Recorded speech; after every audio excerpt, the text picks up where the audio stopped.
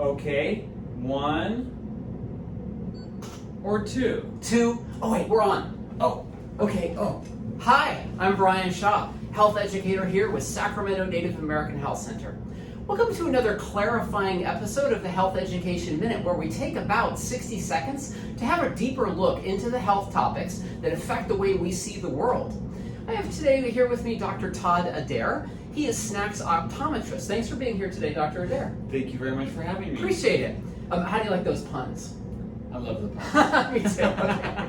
So, Dr. Adair, when I go to my annual eye doctor visit, my annual optometry visit, I usually think that the most important thing to me is getting the prescription update for my contacts or my glasses. But there's another thing, several other things that they do, and I wanted to ask you about those exams that they conduct when I go.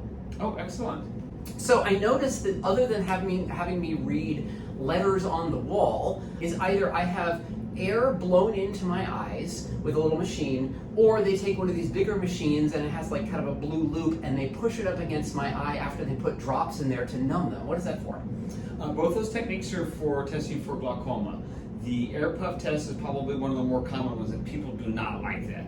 Fortunately at SNAC, we do not have that. We have another technique that the techs can use, and the other technique with the yellow color numbing drop, we use that's considered the medical standard for measuring pressure for glaucoma. Pressures, okay, excellent. So another thing that they do is oftentimes I will put my head in a big device that looks like a big machine, and they'll ask me to press a button when I can identify something floating around on sort of the outskirts here. What's that for? Right, that is a test to measure the peripheral vision. Most of our vision is actually the peripheral vision. Our central vision comes from a very small point.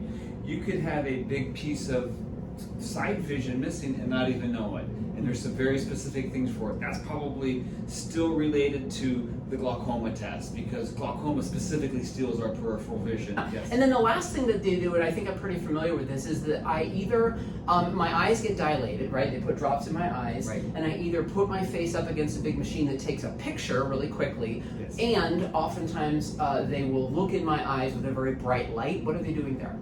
Well, the photographs are very useful for us because it's a way to photo document what we see in your eye. So we're looking at the back of the eye, we're looking at the retina, we want to check the health of the eye. One of the commonest findings that we see is going to be diabetic retinopathy. You see tiny little, sometimes they're big, little hemorrhages in there, and that shows that there's diabetic retinopathy.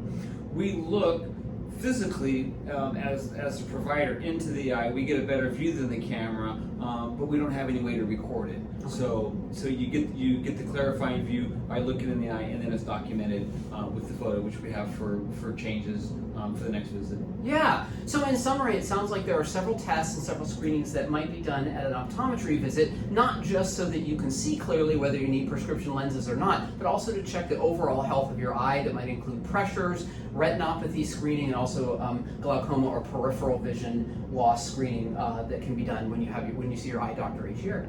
Oh, absolutely, yeah. So seeing clearly is an important part of that, but we also, as we said, we screen for glaucoma, cataracts, macular degeneration, diabetes in the eye. And every day we have patients who come in that might be in their 40s or 50s or even later for their first eye exam. And they primarily come because they can't read at this point, so which is a very common thing that drives them in. And sadly, some of them leave with the news that they have something that we could have detected maybe years before. And so please don't be that person. And my advice is to check yearly and see clearly.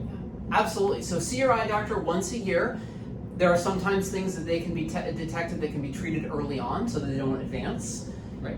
Excellent. Thanks for being here today. Thanks for your input. Okay. Thanks. Yeah, for excellent. Me. If you want more of the Health Education Minute, if you want to see more videos of the Health Education Minute, click and subscribe to SNAC's YouTube channel. Until next time, I'll see you right here. Bye-bye. Bye-bye.